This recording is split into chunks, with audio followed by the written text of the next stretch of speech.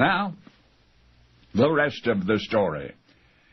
Once upon a time, on the deadly borderline where Hell's Kitchen butts Harlem, there was a New York street punk named Jacques. He ran with a gang. He rumbled with fists and rocks and knives and zip guns. He aimed to own the pavement. He was 8 years young. But Hell's Kitchen grows a boy into something more or less before your eyes. Jacques grew quickly. He learned the ins and outs and ups and downs of guarding the turf and watching for cops and knowing the score and staying alive. But one day, while playing hooky from his prep school for hoods and cons, Jacques encountered something unexpected in himself. Jacques' older sister wanted more out of life than the prison of Hell's Kitchen, so she enrolled in a dancing class, and the little tough guy made fun of her for doing it, until one day, when she made him come with her.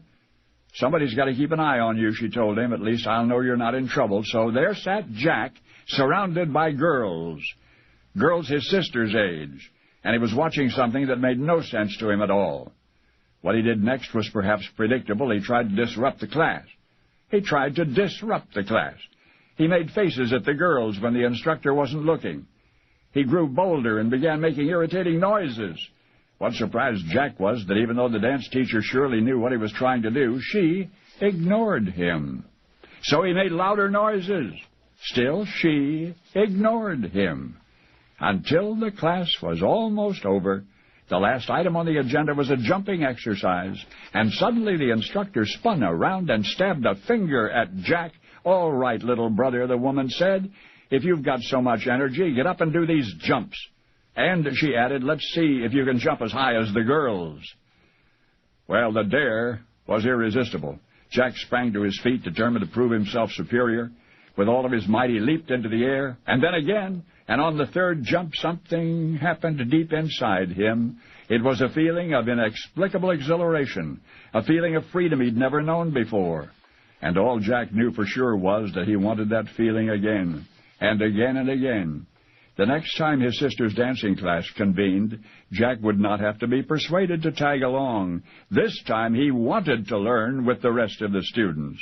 His buddies in the gang, most of whom were much older, would not have understood, would have called Jacques a sissy, might have said or done worse. So the little tough guy would do what he could to avoid exposure. But no way would he abandon that incredible gravity-defying sensation. Not then, not ever.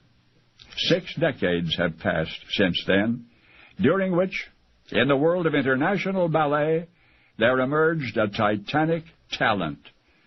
Jacques dAmboise, protégé of the immortal Balanchine, member of the New York City Ballet at 15, founder of the National Dance Institute, one of the finest classical dancers of modern times. Now it is said that dAmboise in his prime was best known for his amazing leaps. That's not at all amazing to you, is it? Because by now you know the rest of the story.